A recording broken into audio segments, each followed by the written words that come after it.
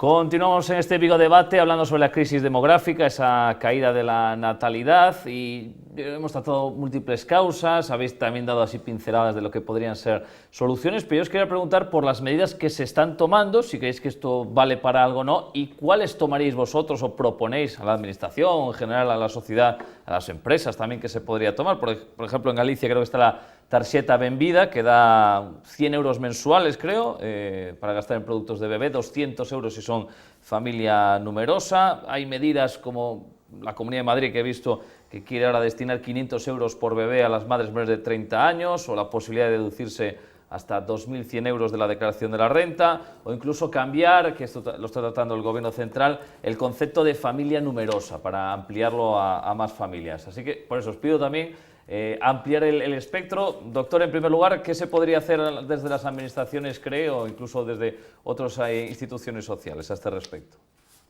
Los apoyos que estás comentando, yo creo que sí que ayudan, pero a medio plazo sirven de muy poco. Como más o menos antes he dejado entrever, yo creo que asociar la natalidad a un precio, a una tasa, a un nivel económico, a una ayuda económica, eso no es buen camino.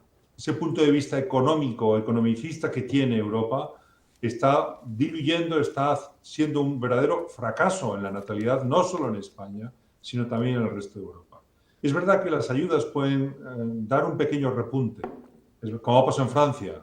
En Francia hay muchas ayudas sociales a la familia y le llaman la granja de Europa, es decir, la ratio de hijos por mujer es la mayor de Europa. Pero ese esfuerzo, como decía antes, se ha comentado en la mesa, ese esfuerzo tiene que ser social. La sociedad tiene que entender que hay que apoyar con esas ayudas a la familia. Cuando se ha inculcado en la cultura que la familia es lo que es, pero que no hay que fomentarla, la sociedad no entiende mucho un apoyo fuerte a la familia. Con conciliación, con ayudas fiscales, creo que hay que hacerlo, pero no se entiende. Se entiende poco.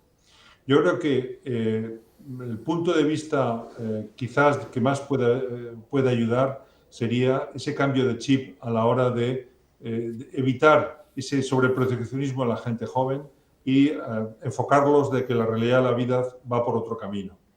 Luego, es verdad que hay otro factor muy importante que ocurre en Europa, muy importante y del que generalmente no se habla.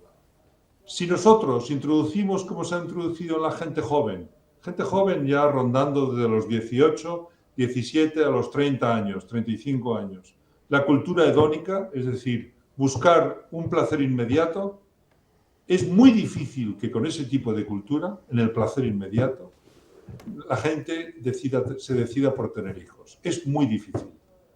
La gente busca un placer por otro, es lo que le llaman la rueda hedónica. Cuando es satisfecho con una cosa, busco otra que me satisfaga. Y es muy difícil que con ese concepto de que la vida he venido yo aquí a satisfacer entre comillas, mis necesidades, sobre todo con argumentos de para lo que vivimos, etcétera, etcétera, eso se ha inyectado en vena a la sociedad y eso es muy difícil cambiar. Sobre todo cuando se está promulgando la cultura hedónica en los medios de comunicación constantemente. Bien lo decía antes el delegado de la Sociedad de Familias Numerosas.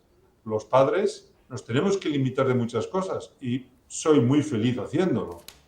Es evidente. Pero yo lo veo que la gente joven ahora se ha puesto, entre otras cosas, de moda, sobre todo antes de la pandemia, comprarse una bola del mundo en blanco e ir pinchando los países que va conociendo. A mí me parece que ese es el reflejo de por qué se fracasan las políticas de natalidad. Cuando estoy viendo a las parejas que con 25 o 30 años va pinchando, he conocido Vietnam, voy a conocer Chile, eso es imposible que eso se pueda asociar a cualquier política de natalidad. Yo lo veo imposible. Y lo que se ha conseguido en los últimos 30 años, en que ser feliz es eso.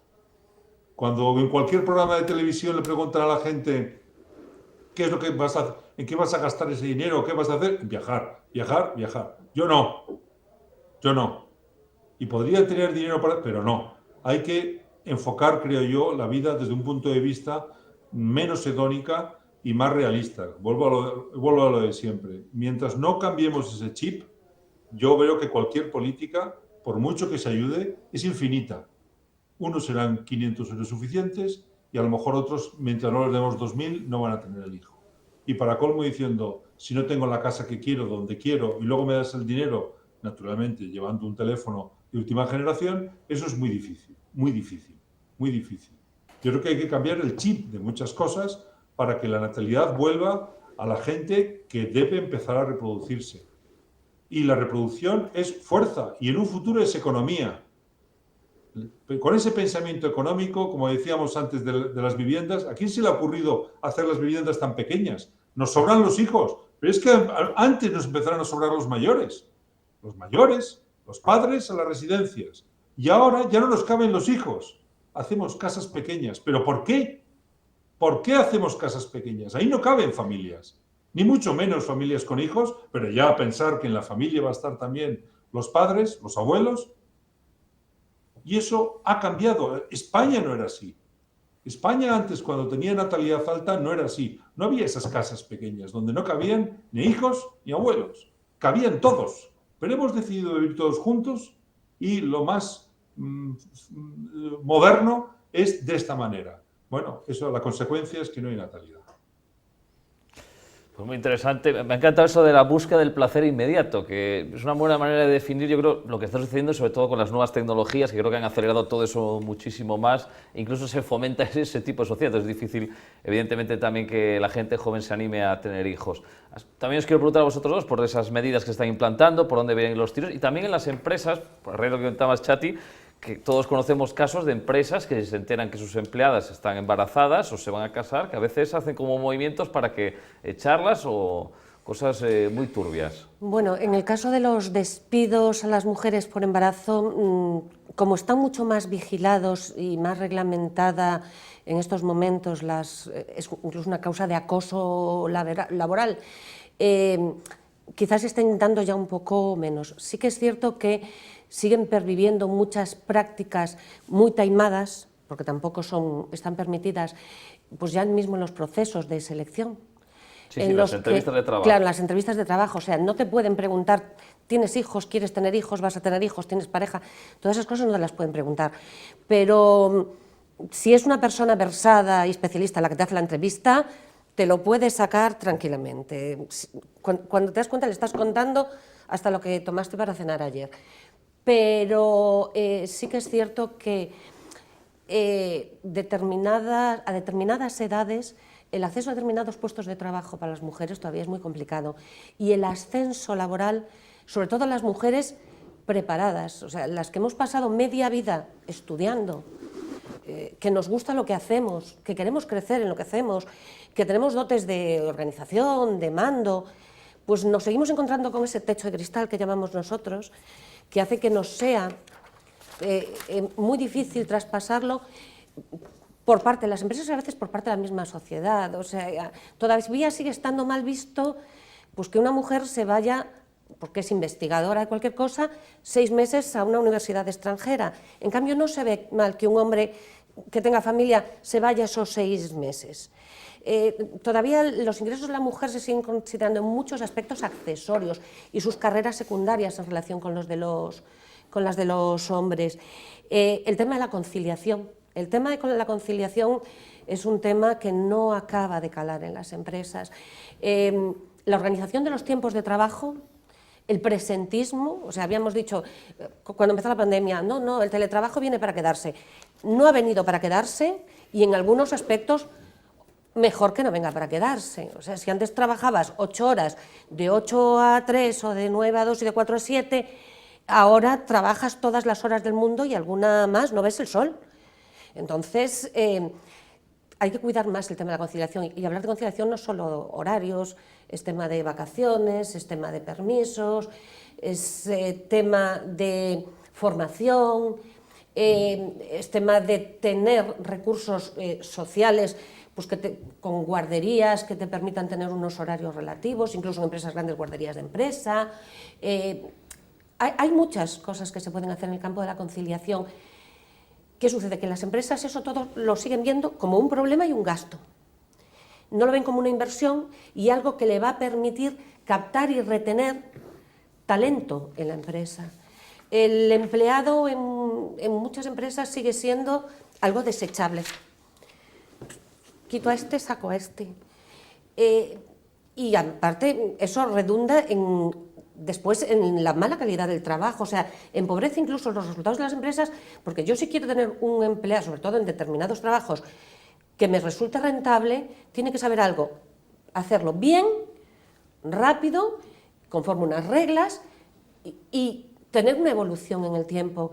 Y si tú lo que haces es, pues contrato 3 meses a este o a esta, lo tiro pues porque se va a quedar embarazada o porque tiene niños o porque ahora sé que tiene una persona mayor a su cargo en su casa y me va a dar problemas, porque el tema del sobreenvejecimiento también es un tema demográfico muy importante en estos momentos.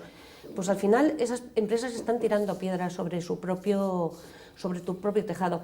Esto comentaba el doctor y un poco estamos viendo de esa infantilización, de ese que todo inmediatez.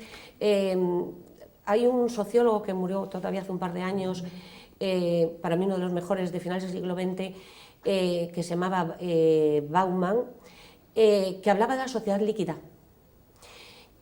Antes era todo excesivamente sólido, no cambiaba, todo costaba muchísimo esfuerzo que cambiara su forma, porque es como si tú quieres cambiar la forma de una piedra, tienes que hacer un gran esfuerzo tallándola, y aparte no te va a quedar igual como quieres. Ahora es todo lo contrario, todo es excesivamente líquido, y adquiere la forma del recipiente o de cómo lo vas volcando. Entonces, nada queda, y como nada queda, tampoco nos paramos a pensar, no nos paramos a reflexionar, porque lo que pensamos hoy igual mañana nos sirve. Entonces este cambio de paradigma constante en el que estamos viviendo también desanima a tomar decisiones que, claro, van a mediatizar el resto de tu vida. Porque sí que es cierto que más allá de los costes económicos que tenga el tener descendencia, hay un coste personal y claro, te planteas muchas cosas cuando no sabes qué es lo que va a ser de tu vida en muchos aspectos, mañana, pasado, ya no te digo dentro de 3 años. No sabemos pensar a medio y largo plazo.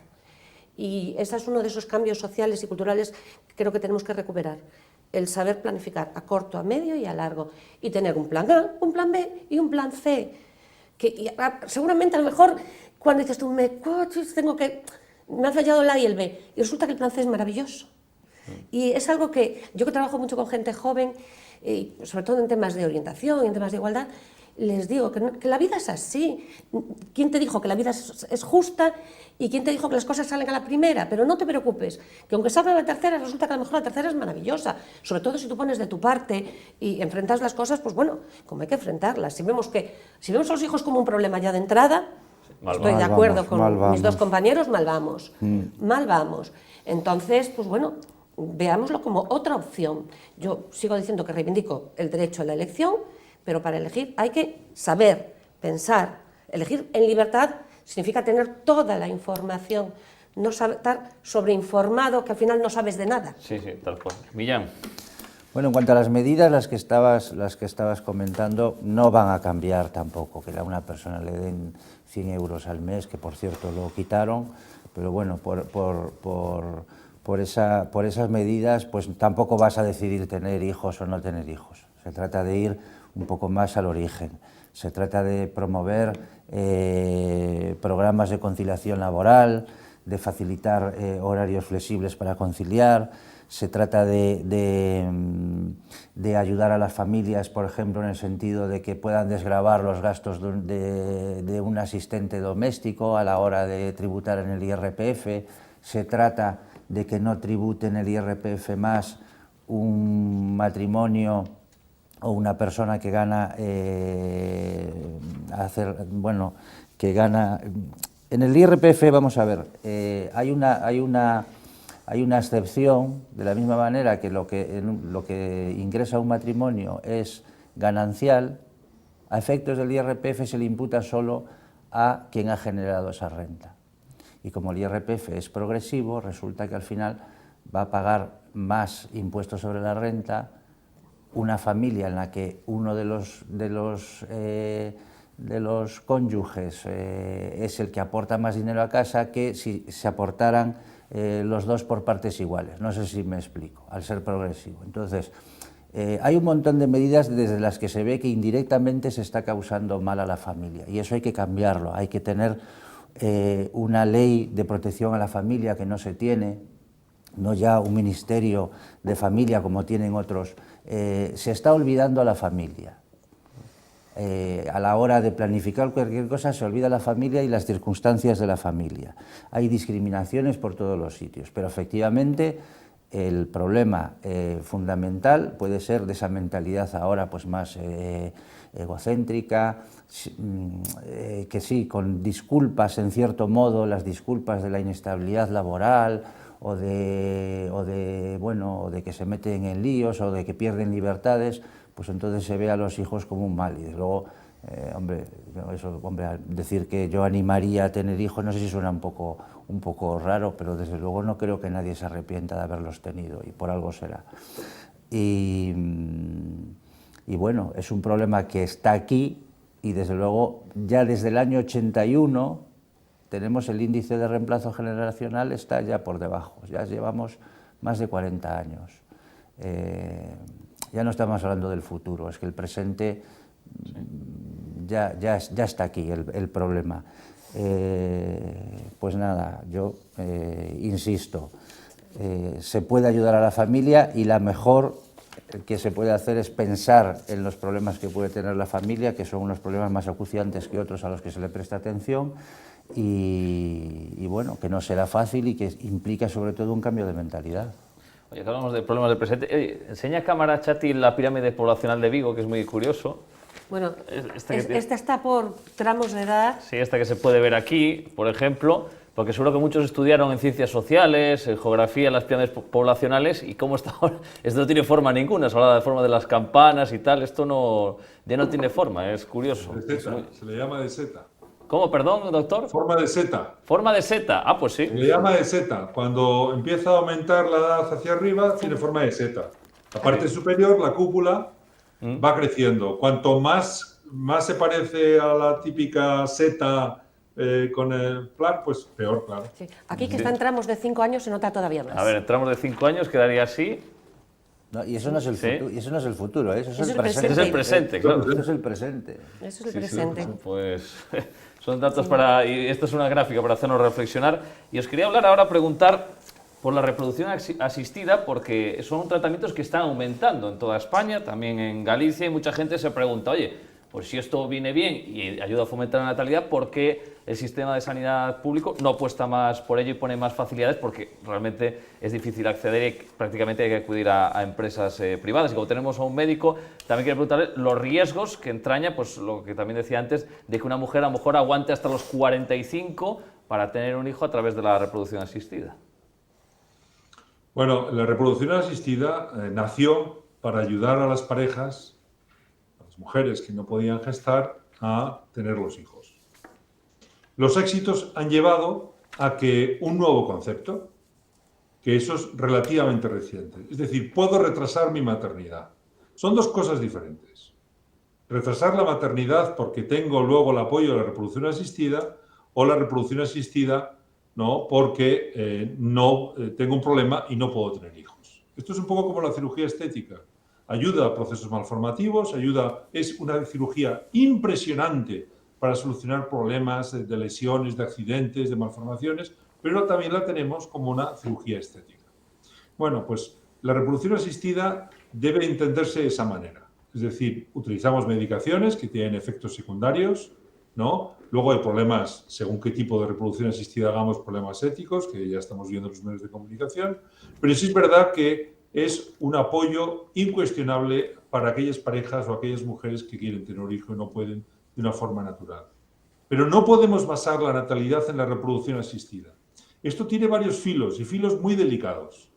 En España, un 8% ya, un 8-9% de los recién nacidos es por reproducción asistida. Es el país del mundo quizás con más índice de reproducción asistida.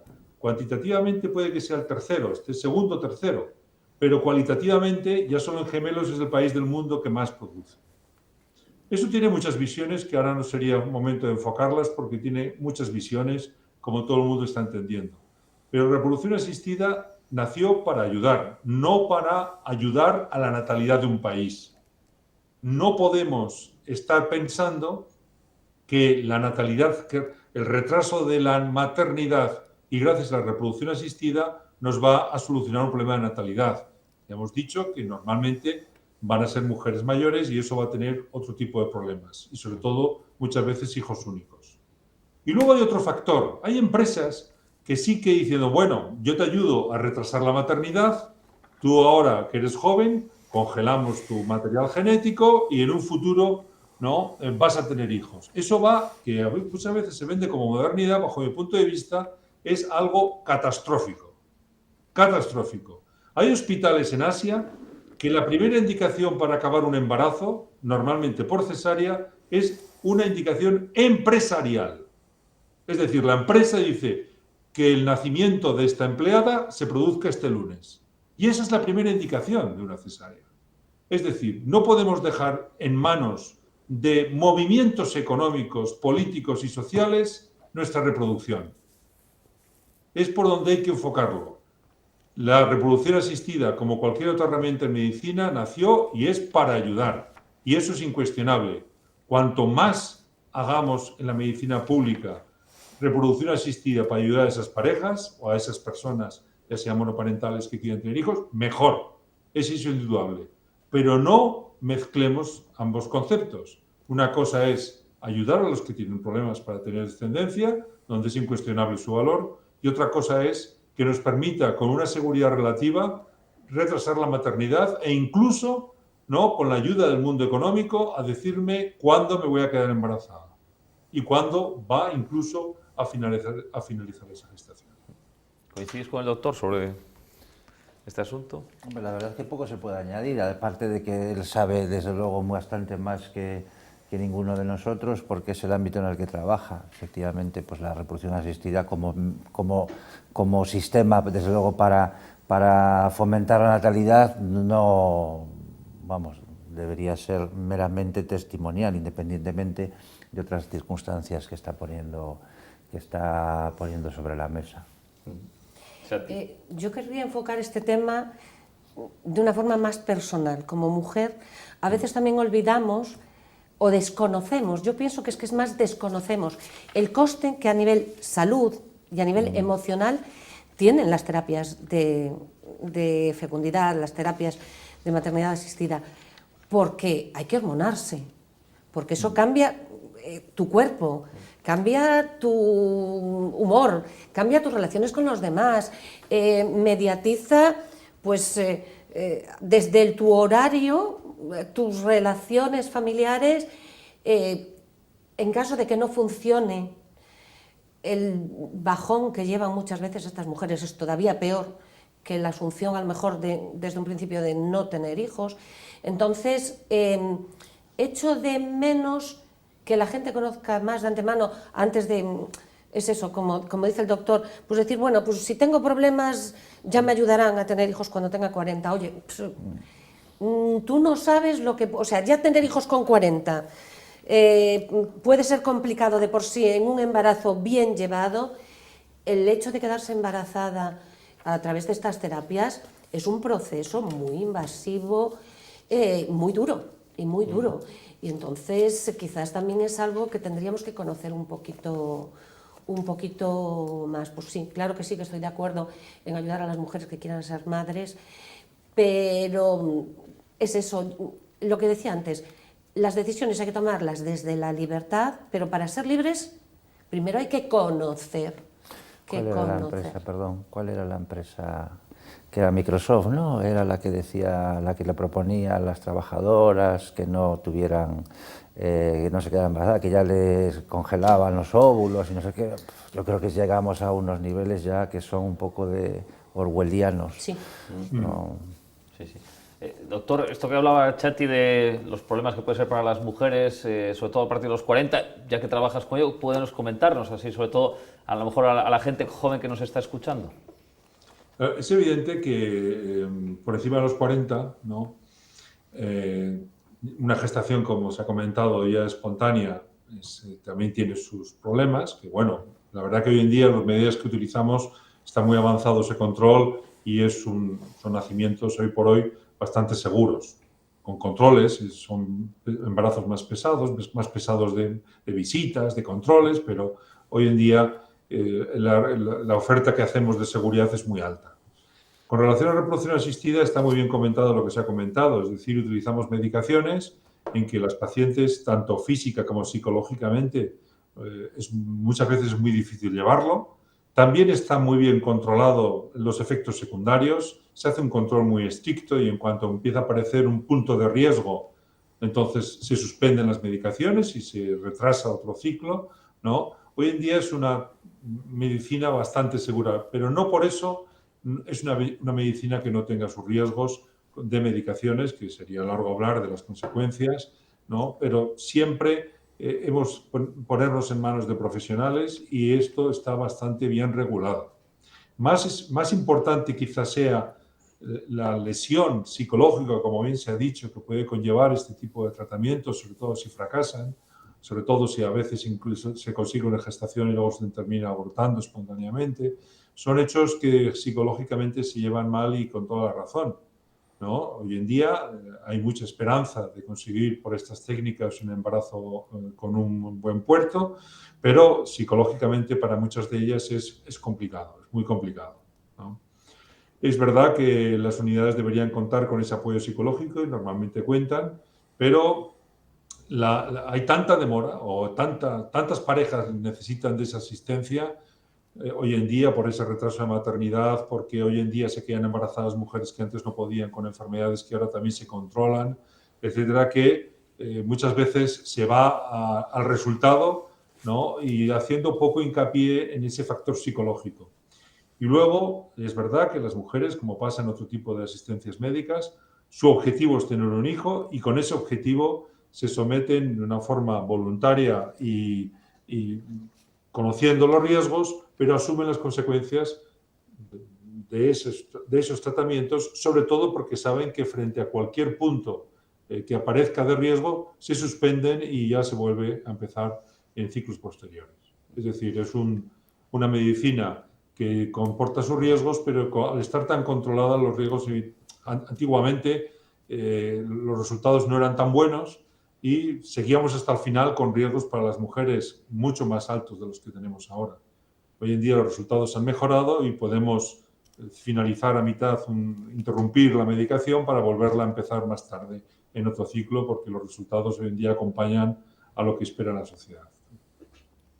Bueno, pues lo tenemos que dejar aquí, que ya nos hemos quedado sin tiempo. Yo creo que ha sido muy instructivo, muy educativo hasta escuchar a los tres protagonistas que hemos tenido hoy. Ahora que la gente saque en casa sus propias conclusiones, pero desde aquí yo creo que se ha intentado un poco explicar lo que está sucediendo, incluso dar pues medidas que se pueden tomar. Espero que lo hayáis pasado igual de bien aquí, tanto Chati Millán como el doctor Carlos López desde el, creo que está en el Hospital Álvaro Cunqueiro precisamente, así que muchas gracias a los tres y ha sido todo un placer. Gracias a vosotros. Muchas gracias, un placer. Un placer. Y la semana que viene más Vigo Debate, un placer como siempre, adiós.